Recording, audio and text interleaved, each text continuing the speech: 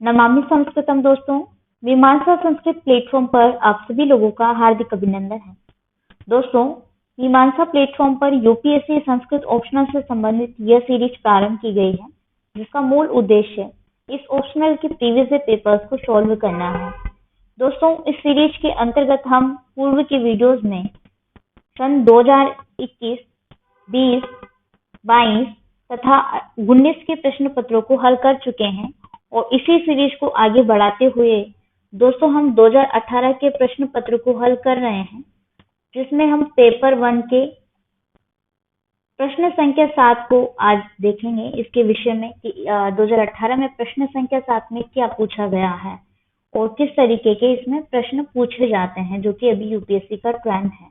ठीक है, तो यहाँ पर हम पूर्व के वीडियोस में दोस्तों प्रश्न संख्या 6 तक हल कर चुके हैं। अगर आपने उन वीडियोस को नहीं देखा है तो उन वीडियोस की प्लेलिस्ट का लिंक आपको डिस्क्रिप्शन बॉक्स में मिल जाएगा, वहां जाकर के आप उन वीडियोस को एक बार जरूर से देख लीजिएगा। यहाँ पर हम प्रश्न संख्या 7 को प्रारंभ करने से पूर्व आपको ये बता दें कि यूपीएससी द्वारा निर्धारित जो पाठ्यक्रम है पेपर 1 में, उसमें प्रश्न संख्या 7 मूलतः भारतीय दर्शन से संबंधित होता है। ठीक है, मतलब इसमें जो पाठ्यक्रम है वो भारतीय दर्शन का दिया गया है, किंतु इसका तात्पर्य ये कतई नहीं है दोस्तों कि इसमें प्रश्न संख्या 7 जो है भारतीय दर्शन से ही पूछा जाएगा, अन्य जगह से भी पूछा जा सकता है। मतलब कि इसमें प्रश्न आर्ट एंड कल्चर के भी हो सकते हैं, साथ ही इसमें भाषा विज्ञान के, लिंग्विस्टिक के, काव्यशास्त्र के इत्यादि के भी हो सकते हैं, और दर्शन के तो चूंकि होंगे ही सही। तो यहाँ पर हम बात करेंगे कि ओवरऑल पूरे सिलेबस में से कहीं से भी प्रश्न संख्या 7 में पूछा जा सकता है। इसके लिए आपको ऑलरेडी तैयार रहना होगा अगर आप इस प्रश्न को अटेम्प्ट करने वाले हैं। क्योंकि ऑप्शनल है, किंतु इसका तात्पर्य ये नहीं है कि आप इसको अटेम्प्ट कर रहे हैं तो सिर्फ भारतीय दर्शन को ही तैयार करेंगे। आपको पूरा पाठ्यक्रम तैयार करना होगा इस प्रश्न को कवर करने के लिए। ठीक है, तो यहाँ पर देखते हैं कि 2018 में किस तरीके से प्रश्न पूछे गए हैं। जैसा अभी मैंने बताया क्या ट्रेंड रहा, चल रहा है यूपीएससी का।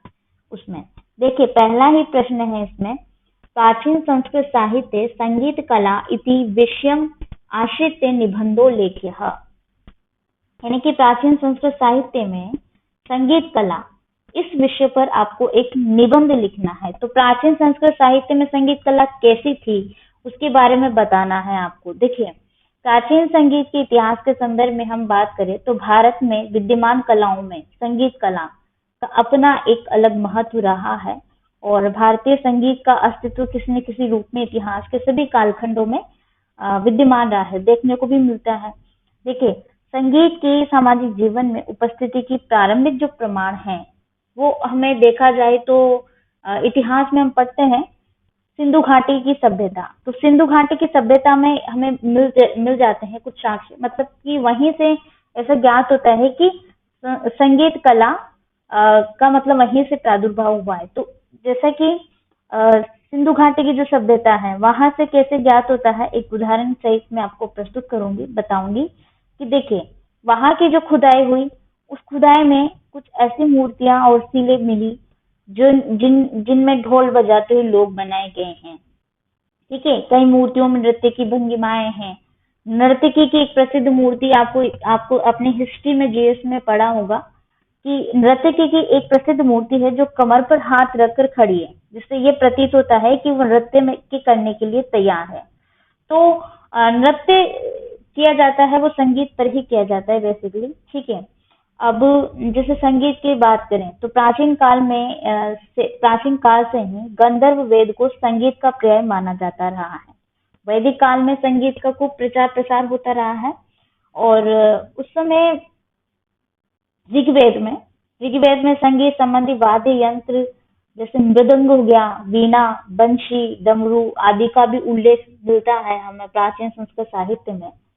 और सामवेद की, चूंकि 4 वेद बताए गए हमारी भारतीय संस्कृति में, तो सामवेद की रचना का मुख्य आधार संगीत ही है, आप बता सकते हैं इस विषय पर, क्योंकि प्राचीन संस्कृत साहित्य से संबंधित है और उसमें हमारा वेद है सामवेद, जो संगीत पर ही आधारित है। सामवेद को भारतीय संगीत का मूल माना गया है और इस ग्रंथ में देवताओं की स्तुति करते हुए गाए जाने वाले मंत्रों का वर्णन मिलता है।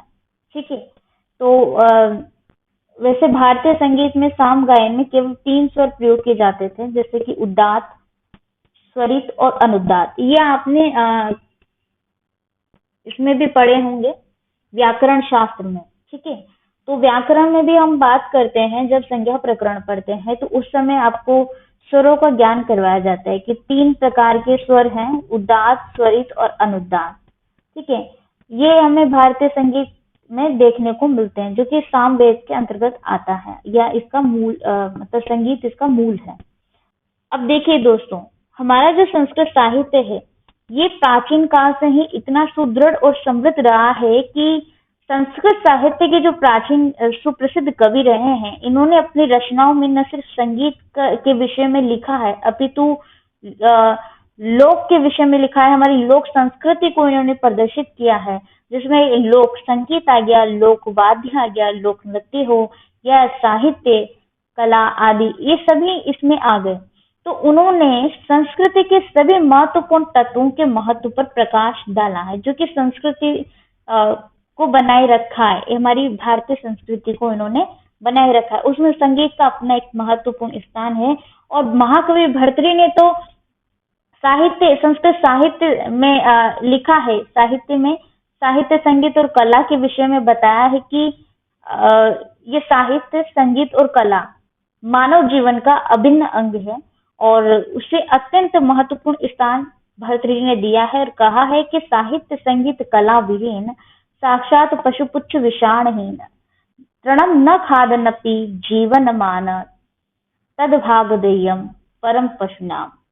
तो संगीत का एक महत्व है, उस संस्कृति को बनाए रखने में संगीत का अपना एक योगदान रहा है।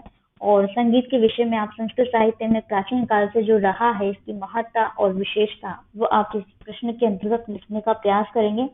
ऐसे मैं उम्मीद करती हूँ कि जो चीजें मैंने बताई हैं, उनको आप अपने प्रश्न में, अपने उत्तर में जरूर से लिखने का प्रयत्न करेंगे।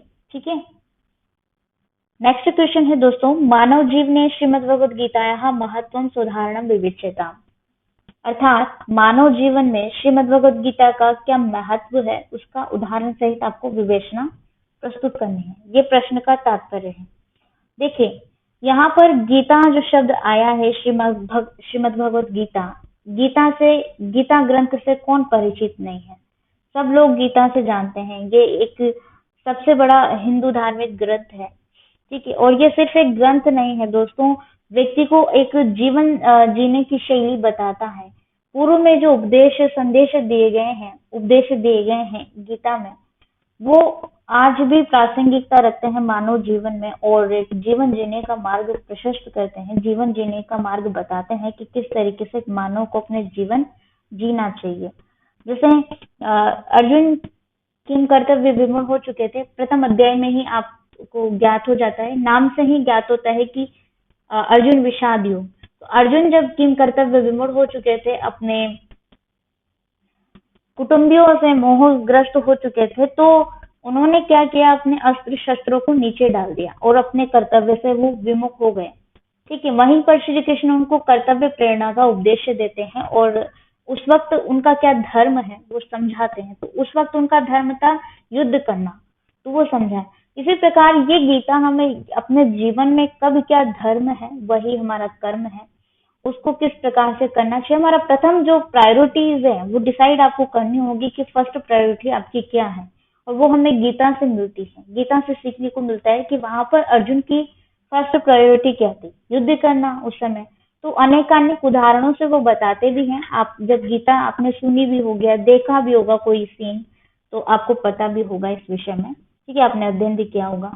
अब ये तो रही कर्म की बात, लेकिन कर्म करना कैसा है दोस्तों, वो भी श्री कृष्ण बताते हैं कि व्यक्ति को कर्म करना है, लेकिन निष्काम भाव से कर्म करना है।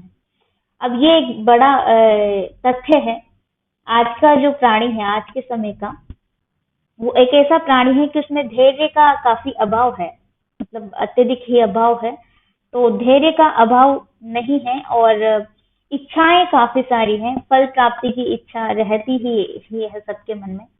ठीक है, भले ही परिश्रम कर रहे हैं लेकिन इच्छा सबके मन में होती है। अभी आज आप यूपीएससी की प्रिपरेशन कर रहे हैं तो आपके मन में भी इच्छा है कि मुझे ये एग्जाम क्रैक करके ये पोस्ट प्राप्त करनी है। ठीक है, जैसे आईएएस सर्विस में जाना है, आईपीएस सर्विस में जाना है, मसूरी में जाना है, किसी की तो ये भी इच्छा होगी। ठीक है, तो सबकी अपनी अपनी इच्छाएं हैं। अब मैं ये नहीं कहती हूँ कि अपनी इच्छा मत रखिए, रखिए जरूर, लेकिन निष्काम भाव से कर्म कीजिए। अगर आप संघर्ष कर रहे हैं, अभी आप अपना परिश्रम कर रहे हैं, तो कहीं ना कहीं संघर्ष का, उस परिश्रम का आपको फल अवश्य मिलेगा। ये तो गीता में भी कहा गया है कि कोई भी कर्म करें आप, चाहे वो अच्छा हो चाहे वो बुरा हो, उसका फल तो मिलता ही है। ठीक है, अतः श्रीमद् भगवत गीता व्यवहार जीवन में जीने की कला सिखाती है। ये हमें बताती है कि हम कैसे अपने जीवन को गीता के आधार पर जिए, हम जीवन में व्यवहार कैसे करें तथा अनुकूल प्रतिकूल परिस्थितियों में कैसे कार्य करें कि हम चिंता, शोक, तनाव, भय व अन्य जैसे विकारों से निजात पा सकें। देखिए, एक जगह पर गीता में जब श्री कृष्ण अर्जुन को स्थित प्रज्ञ के लक्षण बताए रहे होते हैं, तो वहां पर ये भी कहा है कि स्थित प्रज्ञ व्यक्ति जो है सुख में दुख में दोनों में एक समान रहता है, चाहे उसके पास सुख आए अथवा दुख आए। तो ये गीता से हमें सीखने को मिलता है। मानव जीवन में ये जरूर हमें धारण कर लेना ही चाहिए कि परिस्थितियां कैसी भी हो, लेकिन एक भाव से आप जिएंगे तो दुख के समय में आपको दुख नहीं होगा और सुख के समय में आप अति सुख को प्राप्त नहीं करेंगे। ठीक है, तो व्यक्ति को एक समान भाव रखना चाहिए सभी परिस्थितियों में। ये गीता से हमें उपदेश मिलता है और ये हमें अपने मानव जीवन में भी जरूर धारण कर लेना चाहिए। अंततः दोस्तों, मैं इतना कहूंगी गीता के विषय में, यह एक पवित्र ग्रंथ है जो कि मूलतः 18 अध्यायों में विभक्त है और ये 18 अध्याय में 4 प्रकार के योग बताए गए हैं: कर्म योग, राजयोग, भक्ति योग और ज्ञान योग। इन्हीं से हमें जीवन जीने की एक शैली मिलती है कि कैसे हमें अपने जीवन को जीना चाहिए। यदि आप अपने जीवन में सभी नकारात्मक विचारों और भावनाओं को पूरी तरह से नष्ट करना चाहते हैं और अपने मन को सकारात्मक विचारों और भावनाओं से भरकर सफलता प्राप्त करना चाहते हैं, तो आपको अपने जीवन में श्रीमद् भगवद गीता जैसे ग्रंथ को अपनाना चाहिए। ठीक है, उसमें बताई गई बातों का पालन करना चाहिए और कहीं ना कहीं ये आपकी इस यात्रा में, जो यूपीएससी की जर्नी है, इसमें ये बहुत बड़ा योगदान देगी। इतना मैं इस विषय में कहूंगी। और जो भी महत्व गीता का आपके जीवन में है वो आप इस प्रश्न के अंतर्गत लिख ही लेंगे। ये आपको ज्ञात भी है, मुझे कुछ ज्यादा बताने की इसमें आवश्यकता भी नहीं है। नॉर्मल सा प्रश्न है, कई बार पूछा गया है। ठीक है, नेक्स्ट क्वेश्चन है दोस्तों, संस्कृत भाषायाः वैज्ञानिकता सप्रमाणम निरूप्यता, अर्थात संस्कृत भाषा में की वैज्ञानिकता को प्रमाण सहित आपको निरूपित करना है, प्रस्तुत करना है। प्रश्न का तात्पर्य यह है कि संस्कृत भाषा का वैज्ञानिक रूप से क्या महत्व है या इसमें क्या वैज्ञानिकता निहित है, वही आपको इस प्रश्न में बतानी है। अब जैसा कि पूर्व के विषय में मैं बात करूं, पहले शिक्षा नीति आई थी, नई राष्ट्रीय शिक्षा नीति 2020 वाली, तो उसमें बहुभाषावाद को प्रासंगिक बताते हुए शिक्षा के सभी क्षेत्रों पर या सभी स्तरों पर संस्कृत को जीवन जीने की मुख्य धारा के रूप में शामिल किया गया और संस्कृत भाषा पर बल दिया गया है। अतः संस्कृत का अध्ययन करके छात्र छात्राएं न केवल अपने अपने अतीत से गौरवान्वित होकर वर्तमान में संतुलित व्यवहारशील की ओर अग्रसर होंगे, अपितु भविष्य के प्रति भी ये उल्लासित होंगे और कहीं न कहीं ये वैज्ञानिक तथ्य है। ठीक है, अब इस भाषा की वैज्ञानिकता का अध्ययन करके ही अनुसंधान संस्थान जो नासा है, उसने 1987 में संस्कृत को कंप्यूटर के रूप में सर्वोत्तम भाषा के रूप में स्वीकार किया था। ठीक है, जिस कारण आज उस संस्था के द्वारा संस्कृत में सतत शोध किए जा रहे हैं, रिसर्च किए जा रही है, जो रिसर्च हो रहे हैं वैज्ञानिक रूप से, ये उस अनुसंधान संस्था नासा के बाद से ही हो रहे हैं, जब से संस्कृत को कंप्यूटर के लिए सर्वोत्तम भाषा घोषित किया गया था। ठीक है, पाश्चात्य भाषा वैज्ञानिकों ने भी पाणिनि व्याकरण को मानवीय बुद्धिमत्ता का सर्वोत्कृष्ट कृति माना है, सर्वोत्कृष्ट रचना माना है। इसके विषय में मैं यही कहूंगी कि संस्कृत भाषा एक वैज्ञानिकता के रूप में भी या वैज्ञानिक रूप से भी इसको स्वीकार किया गया है, न सिर्फ भारत में अपितु समस्त संसार में। समस्त संसार से तात्पर्य जैसे कि आज भी अमेरिका, जर्मनी, आदि अनेक देश संस्कृत के क्षेत्र में सतत उत्कृष्ट अनुसंधान कार्य करके इसकी शीघ्र वृद्धि में प्रयत्नशील रहे हैं या प्रयत्न कर रहे हैं। ठीक है, अमेरिका की सबसे बड़ी संस्था है NASA, national aeronautics space administration. इसने संस्कृत भाषा को अंतरिक्ष में कोई भी मैसेज भेजने के लिए सबसे उपयोगी माना है। ठीक है, क्योंकि संस्कृत के वाक्य ऐसे होते हैं, जैसे आपने संस्कृत का अध्ययन किया है तो ज्ञात होगा कि इसका पद जैसे कर्ता है तो कर्ता पहले आता है अंग्रेजी भाषा में और हिंदी भाषा में भी, और क्रिया अंत में आती है। किंतु संस्कृत भाषा में ऐसा नहीं होता है। अगर आप कर्ता को अंत में रख देंगे और क्रिया को पूर्व में भी रख देंगे, सर्वप्रथम भी, तब भी इस भाषा में कोई अर्थ परिवर्तन नहीं होता है, अर्थ वही निकलेगा, चाहे आप पदों को इधर से उधर, उधर से इधर कैसे भी उल्टा पुल्टा लिख दीजिए। तो ये इसकी महत्ता है संस्कृत भाषा की, और ये कहीं ना कहीं वैज्ञानिक रूप से बहुत ही अच्छा है, क्योंकि संप्रेषण के लिए, जैसे कि मैसेज भेजने के लिए इसको अच्छा माना गया है। ठीक है, दुनिया की 97% भाषाएं प्रत्यक्ष या परोक्ष रूप से संस्कृत से प्रभावित हैं। ये एक अकेली ऐसी भाषा है जिसे बोलने में जीव की सभी संवेदनाओं का इस्तेमाल होता है। और अमेरिकन हिंदू यूनिवर्सिटी के मुताबिक संस्कृत बोलने में से शरीर में ऊर्जा का संचार होता है, ऐसा माना गया है। शरीर में ऊर्जा का संचार होता है और रक्त का प्रवाह एक अच्छे तरीके से हो पाता है। ये एक अमेरिका में एक हिंदू यूनिवर्सिटी की रिसर्च के मुताबिक ऐसा माना गया है। और चूंकि होता भी है, संस्कृत एक प्राचीन भाषा है और संस्कृत से अन्य भाषाएं प्रभावित हुई हैं। जब आप भाषा विज्ञान पढ़ते हैं, यानी कि लिंग्विस्टिक पढ़ते हैं, तो वहां पर भी आपको ज्ञात होता है कि संस्कृत का क्या महत्व रहा है, क्यों संस्कृत को सब भाषाओं की जननी कहा गया है। तो वैज्ञानिक रूप से इसकी क्या महत्ता है, प्रमाण सहित आपको बताना है। आप अपनी भारत की वो जो शिक्षा नीति वाली मैंने आपको बात बताई थी, वो आप इसमें कोट कर सकते हैं। ठीक है, तो उससे आपका प्रश्न जो है एक बेहतर ढंग से मतलब उस एक मैं ये कहूंगी कि टू द पॉइंट हो पाएगा, जो इसमें प्रमाण सहित पूछा भी गया है, और इस प्रश्न का एग्जैक्टली आंसर भी होगा उस तरीके से आप लिखेंगे तो। ठीक है, तो बाकी आप जो सोच सकते हैं इस विषय में, वो आप भी खुद भी लिख सकते हैं। जरूरी नहीं है कि जो चीजें मैं बताऊं वही आप इसमें लिखेंगे। आपके मन से भी आपको जो ज्ञात हो वो आप काफी जैसे जीएस वगैरह पढ़ेंगे तो उसमें से भी आप इस प्रश्न के अंतर्गत लिख सकते हैं। बाकी यहीं पर मैं अपनी वाणी को विराम दूंगी। आप सभी लोगों का बहुत बहुत धन्यवाद कि आप अंततः हमारे साथ बने रहें। नमामि संस्कृतम।